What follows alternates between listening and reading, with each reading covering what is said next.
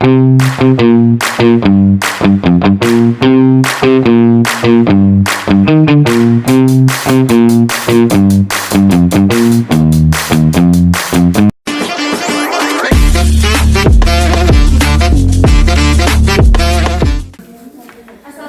warahmatullahi wabarakatuh. Selamat siang anak-anak. Gimana kabarnya hari ini? Alhamdulillah baik, sebelum kita memulai pembelajaran, alangkah baiknya kita membaca bismillah bersama-sama.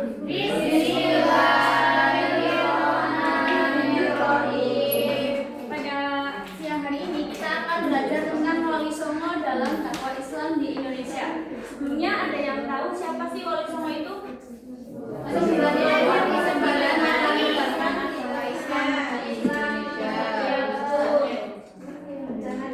Jadi Wali Songo itu berasal dari dua kata, wali dan songo. Kata wali itu berasal dari bahasa Arab yang artinya pembeda, teman dekat, dan pemimpin.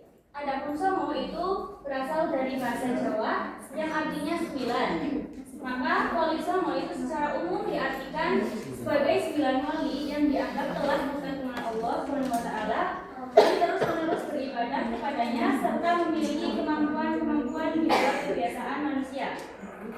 Di sini ada yang tahu siapa aja nama tokoh wali songo itu? Mbak boleh disebutkan siapa saja? Sunan Gesi, Sunan Ampel, Sunan Bonang, Sunan Derajat, Sunan Kudus, Sunan Giri, Sunan Kalijaga, Sunan Muria, dan Sunan Gunung Jati. Iya betul, terima kasih. Kasih tepuk tangan buat Mbak. Nah, selain itu, Wali Songo juga berperan dalam penyebaran Islam di Indonesia. Di antaranya yaitu dalam bidang pendidikan, bidang politik, dan bidang dakwah. Yang pertama yaitu di bidang pendidikan. Peran Wali Songo dalam bidang pendidikan itu bisa dilihat dari aktivitas mereka, yaitu mendirikan pesantren, kemudian mendirikan tempat belajar agama, seperti yang dilakukan oleh Sunan Ampel, mendirikan pesantren di mana? Ada yang tahu Sunan Ampel mendirikan pesantren di mana? Sunan Ampel. Ampel desa ya. Terus yang kedua itu di bidang politik. Dalam bidang politik, Wali Songo juga berperan sangat besar. Yaitu di antaranya ada beberapa Wali Songo yang menjadi penasihat kerajaan Islam, bahkan juga ada yang menjadi raja seperti Sunan Gunung Jati. Yang terakhir yaitu di bidang dakwah. Nah, peran Wali Songo yang cukup dominan itu di bidang dakwah. Dalam bidang dakwah, Wali Songo itu menyebarkan agama Islam dengan bijaksana dan damai, serta memanfaatkan kesenian seperti wayang dan gamelan sebagai media dakwahnya. Nah, agar kalian lebih memahami tentang bagaimana perjuangan dan metode dakwah Wali Songo, mari kita simak video tentang Wali Songo. Hei, mana sih kalian berpikiran? Kok bisa ya mayoritas masyarakat Jawa itu beragama Islam? Jawabanku itu berasal dari dua kata. Wali dari orang yang digunakan dan Songo dari Videonya disimak ya, nanti ada Wali Songo adalah 9 ulama yang punya penyebar Islam di Jawa. Jauh sebelum Wali Songo operasi, para pedagang Islam dari berbagai penjuru dunia membuat pakai terbentuk di Jawa sejak abad ke-10. Nah, mereka jualan Islam kalau puncaknya terjadi di abad ke-14 ketika rombongan ulama dari Turki, Persia, Arab, dan Palestina mulai berdakwah di Jawa. Dari sinilah tinggal lokal itu terbentuk. Mereka tidak maksa orang berbentuk Islam. Mereka lebih memilih membangun dengan budaya lokal untuk dibedakan dulu baru deh mulai menggunakan Islam. Metode yang dipakai itu unik. Ada dalam pendidikan pesantren, pernikahan di luar kerajaan, sampai kesenian seperti wayang dan musik. Terus mereka berdakwah. Nah, 5 wali di Jawa Timur, 3 di Jawa Tengah, dan 1 di Jawa Barat. Mereka juga menjaga sunnah yang artinya tokoh agama yang mati. Para dan belajar. Yuk kita kenalan satu persatu. Yang pertama, Sunan Gesi. Atau Syekh Maulana Malik Ibrahim. Beliau pertama kali mendarat di aliran Kabupaten Gresik, sehingga dia juga dikenal dengan Sunan Gresik.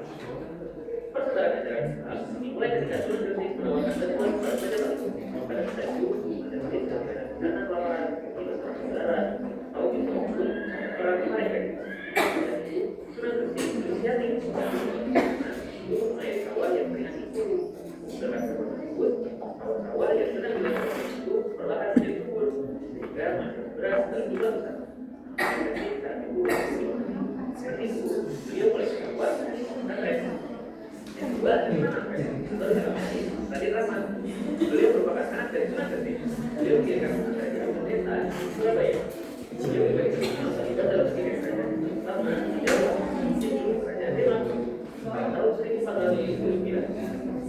Beliau belum menjadi Islam dengan cara menikahi seorang putri dari Kerajaan Brawijaya dan Purana di Sunan Derajat. Yang ketiga, Sunan Bonang, Raden Maulana Mangku Ibrahim. Ia merupakan sulung dari Sunan Ampel. Beliau merupakan ibuan Jawa Timur. Ada yang tahu kan? Beliau dinamai Sunan Bonang. Nama Bonang diambil dari nama kerajaan nama Jawa. Ini dia dimana oleh Sunan Dakwah. Beliau merupakan bahasa Jawa yang berikan dia ayat-ayat hingga kita para nabi. Salah satu syair lagu yang dimainkan oleh Bonang adalah Kau Pagi yang dibawakan oleh yang keempat, Sunan Derajat. Pada beliau merupakan anak bungsu dari Sunan Ampel. Beliau dinamakan Sunan Derajat karena beliau merupakan dan dimakan di sana. Yang kelima, Sunan Giri, Raden Paku. Beliau merupakan anak dari seorang umat yaitu Syekh Maulana Ishaq yang merupakan beragam Sunan dari jauh. Intinya, berikan Sunan Guru oleh Sunan Ampel. Sunan Ampel berdakwah tapi detik hanya merupakan Sunan itu. Beliau yang merupakan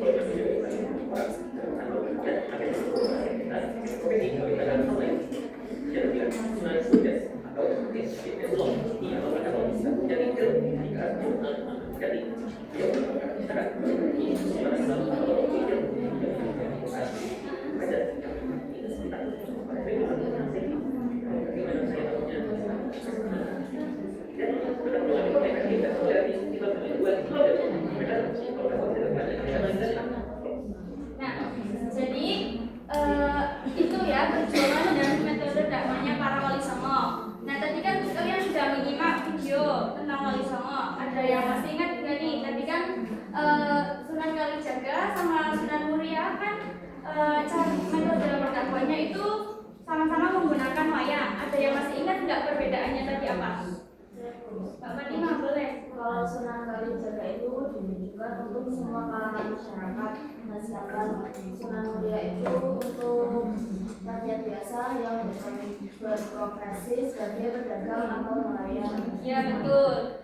Nah mungkin ini materi yang bisa Ibu sampaikan. Selanjutnya yaitu ada tugas kelompok kalian yaitu membuat mind mapping tentang biografi Wali Songo. Pilih salah satu dari 9 wali ini ya.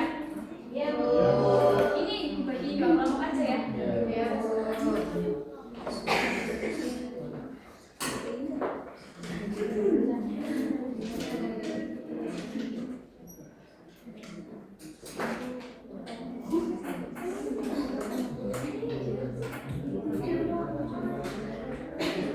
Udah semua? Boleh silakan maju perwakilan masing-masing kelompok.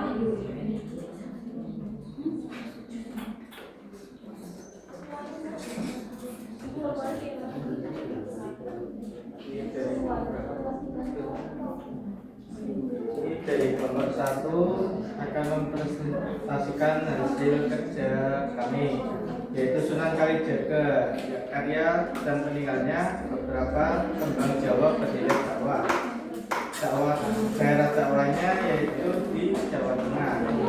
Terus identitasnya dulu, yaitu nama asli Raden Said, lahir sekitar 1450 Masehi, wafat sekitar 1517 Masehi, termasuk salah satu anggota dari Wali Songo. Nah, daerah dakwahnya di wilayah Jawa Tengah, khususnya daerah Kadilangu, Demak. Dan strateginya memadukan nilai-nilai Islam dengan kesenian dan adat Jawa. Medianya menggunakan wayang kulit dan keteladanannya yaitu kreatif dan inovatif serta menghargai budaya lokal tanpa meninggalkan ajaran Islam. Ya, terima kasih Mas Sandi. Selanjutnya kelompok 2, Mbak Habibah.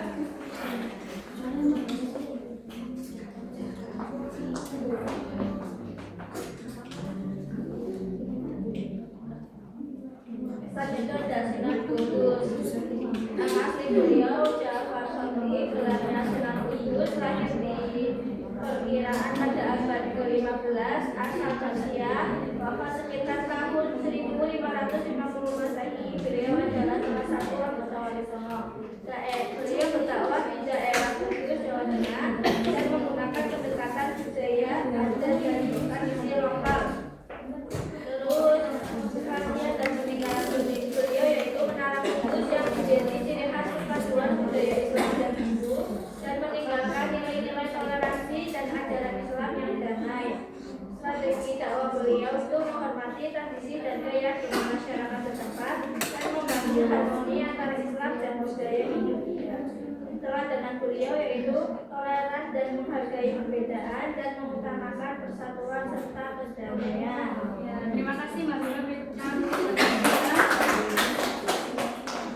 Mungkin itu saja pembelajaran pada siang hari ini. Sebelum kita tutup pembelajaran,